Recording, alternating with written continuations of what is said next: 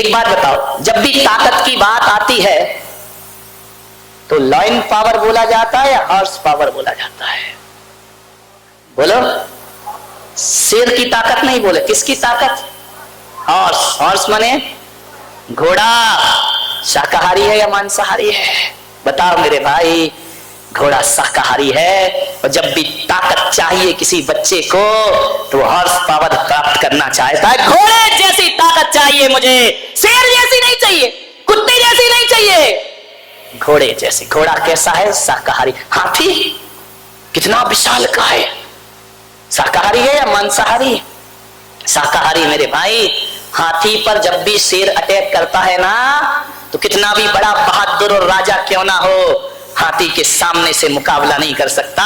जब भी वार करता है तो पीछे से वार किया करता है, और ये शाकाहारी होते हैं जो सामने से मुकाबला करने को तैयार है रहा। ये शाकाहार की ताकत है, ध्यान रख। मांसाहारी नहीं कर सकते। मांसाहारी के अंदर छल होता है, कपट होता है, वह शिकार छल से करते हैं। बिल्ली दबे पांव बैठती है, चूहा देखती है तो धीरे धीरे पांव उठाती है, ये छल है उसके अंदर।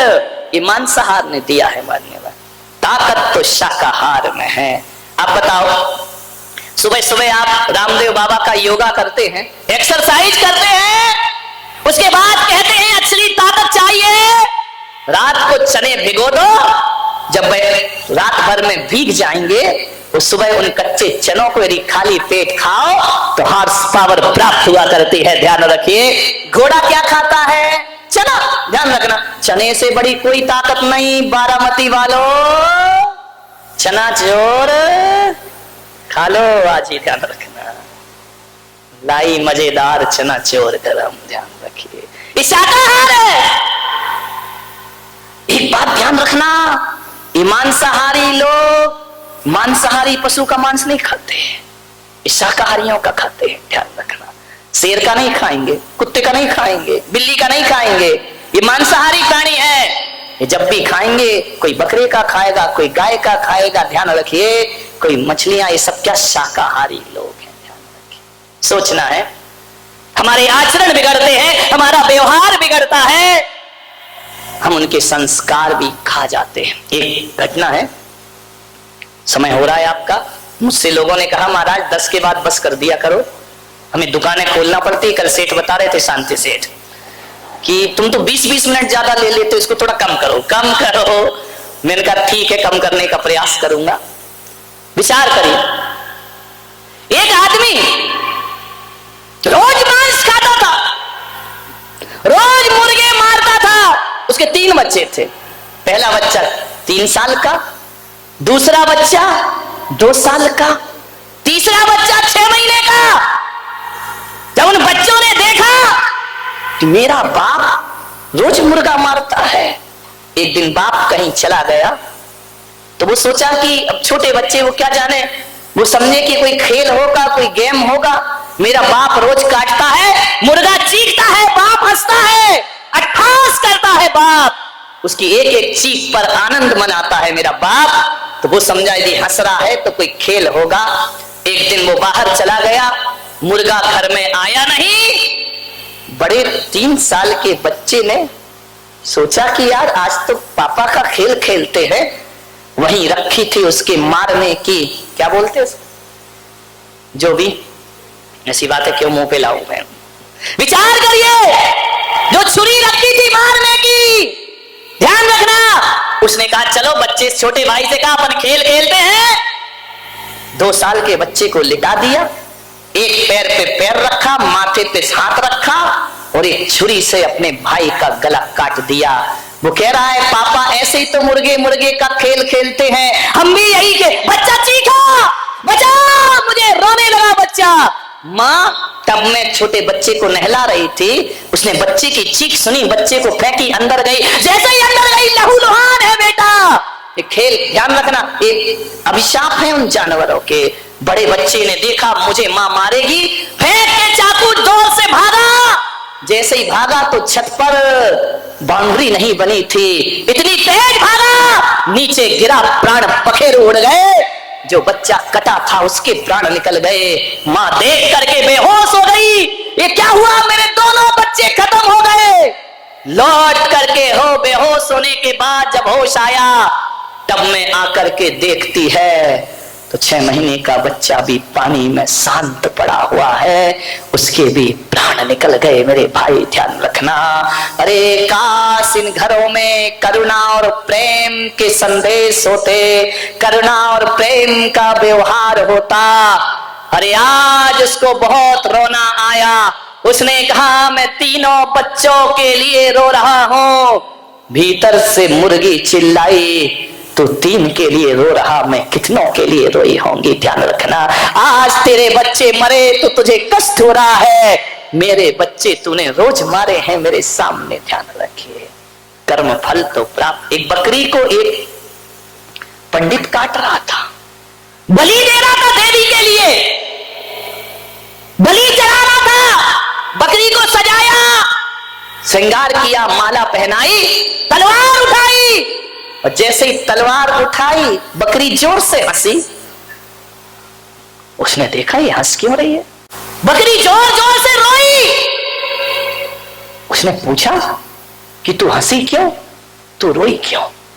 बोले पंडित, मुझे रोना तो इसलिए आया कि पिछले 100 जन्म से तू मुझे मार रहा है। बाहरी मेरी तकदीर, मैं बकरी बनती हूं, तू कसाई बन जाता है।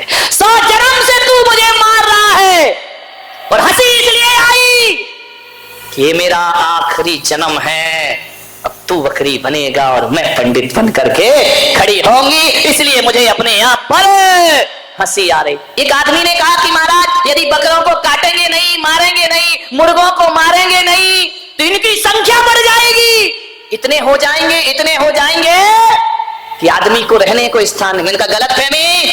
एक बात बताइए, बकरे क्यों बढ़ रहे हैं दुनिया में, मुर्गे क्यों बढ़ रहे हैं दुनिया में? बताओ क्यों बढ़ रहे हैं? और दूसरे प्राणी क्यों नहीं? जो काटे और मारे जाते हैं ना, उनकी ही संख्या बढ़ती है, और जो काटे मारे नहीं जाते, मेरे देश से टाइगर कम हो रहा है, मेरे देश से शेर कम हो रहा है, मेरे देश से चीते कम हो रहे हैं। क्यों हो रहे? कब? इनको तो कोई नहीं मार के खाता ना, फिर भी इनकी संख्या कम रही है, और जिसे मार के खा रहे उसकी संख्या बढ़ रही है। इसका मतलब ये है कर्म चक्र चल रहा है, आज तुम मारोगे, कल वो तुम्हें मारने को तैयार खड़े रहे। इसलिए जो खाया जाता है उसकी संख्या बढ़ती है। ध्यान, प्रकृति की चिंता मत करो, आप मांस खाना छोड़ दीजिए, प्रकृति का संतुलन प्रकृति अपने आप बना लेगी। मेरे भाई, अपनी व्यवस्था स्वयं कर लेगी। आप ये विचार मत लाए, क्या स्वाद होता है मांस में? आदमी रंग देखता है और स्वाद देखता है। एक बात बताओ, मैं चुनौती देता हूं, मैंने तो अपने जीवन में हमारी कौम में कोई छूता भी नहीं है, ध्यान रखिए, लेकिन मैं इतना ही जानता हूं कि मांस में कोई स्वाद नहीं होगा। मांसाहार में कोई स्वाद होता है? मैंने एक जगह देखा, जब महाराष्ट्र में विहार किया, हर कदम कदम पे मांसाहार की दुकान, हर होटल में मांस बिका करता है। बोर्ड में मैंने पढ़ा, महाराज के साथ में चल रहा था, मैंने कहा महाराज ये क्या लिखा है? जहां शाकाहारी दुकान आती है वहां लिखा रहता है शुद्ध शाकाहार है? आज तक नहीं पढ़ा शुद्ध मांसाहार। कहीं पढ़ा तुमने? शुद्ध शाकाहार तो पढ़ा होगा, शुद्ध pure veg, pure non veg, ये तो हो ही नहीं सकता है। मैंने कहा ऐसा क्यों? तो मेरे मन ने कहा कि शाकाहार ही है जो शुद्ध हुआ करता है, मांसाहार कभी शुद्ध नहीं हुआ करता है। इसलिए लोग शुद्ध, मांसाहार शुद्ध कैसे हो जाएगा, वो तो अशुद्ध है, इसलिए लोग उसके आगे शुद्ध लगाते। प्योर वेज तो मिलेगा, प्योर नॉन वेज नहीं, क्योंकि स्वाद, एक बात बताइए, स्वाद मांस में नहीं है, जो उसमें मिर्च मसाले तेल डाले जाते हैं स्वाद उनमें होता है। बताइए, मांस पकाया जाए और नमक ना हो तो उसका क्या स्वाद है? मिर्च ना हो, मसाले ना हो, गरम मसाले ना हो। एक बात बताओ, नमक शाकाहार है, मिर्च मसाले शाकाहार है, तेल शाकाहार है, ये मांसाहार नहीं है। यदि ये, और शाकाहारी सब्जियों में इतना मिर्च मसाला नहीं लगता जितना मांसाहार में लगाना पड़ता है। और आपसे निवेदन कहता हूं कि 100 रुपए की सब्जी में 4 लोग खा लोगे, लेकिन 100 रुपए के मांस में पूरे परिवार का पेट भरने वाला नहीं। महंगा है वो, ध्यान रखिए। स्वाद मिर्च मसालों, मैं निवेदन करता हूं, मांसाहार छोड़ के शाकाहार पर जियोगे, लेकिन शाकाहार छोड़ के मांसाहार पर नहीं जी सकते। ऐसा कोई मांसाहारी है इस दुनिया में जिसने कभी शाकाहार का प्रयोग ना किया हो? है कोई मांसाहारी? बताइए, जिसने शाकाहार का उपयोग ना किया हो।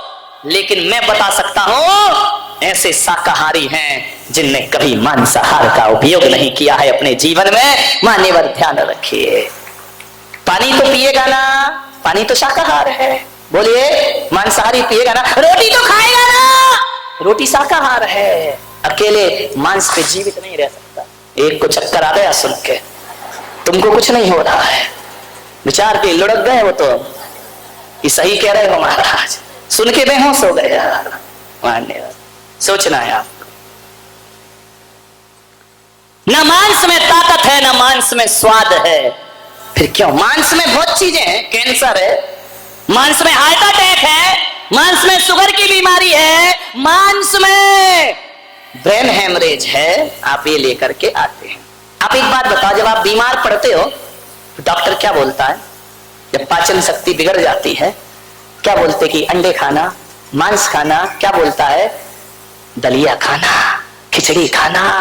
अरे अच्छे अच्छे मांसाहारी भी बीमारी में हमारे शाकाहार की शरण में आ जाया करते हैं, क्योंकि स्वाद तो शाकाहार, ताकत, एनर्जी, विटामिन सब शाकाहार में हुआ करते हैं। मान्यवर 10:05 समाप्त करता हूं, कोई बात नहीं। एक ही निवेदन है, एक संकल्प यहां से करो। महिलाओं से निवेदन करता हूं, आप बच्चे का टिफिन लगाते हैं, स्कूल भेजते हैं, और एक दिन आपका बच्चा मांसाहारी हो जाता है। आप हमारे पास आते हैं, महाराज बच्चा गलत चीज खाने लगा। मैंने कहा तुमने दिया होगा। बोले हमने तो अच्छा ही दिया है, हमारी तो जैन रसोई है, हमारे यहाँ तो आलू भी नहीं आता है, फिर ये बच्चा ऐसा कैसे निकल गया? महिलाओं से मेरा निवेदन है, जब बच्चे का आप टिफिन रखो तो ये ध्यान रखना, बच्चे का टिफिन देने से तुम्हारी जिम्मेदारी पूरी नहीं होती है, तुम्हें स्कूल का भी ध्यान रखना है। बच्चा अपना टिफिन किन के साथ बैठ करके खाता है।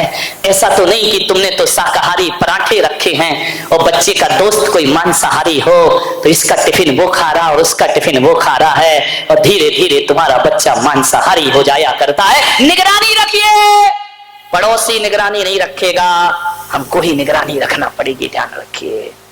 आज एक निवेदन, यदि समय रहते हमने इस समस्या का समाधान नहीं किया तो ऐसा ना हो कि हमारा समाज दो भागों में बट जाए, एक मांसाहारी जैन और एक शाकाहारी जैन हो जाए।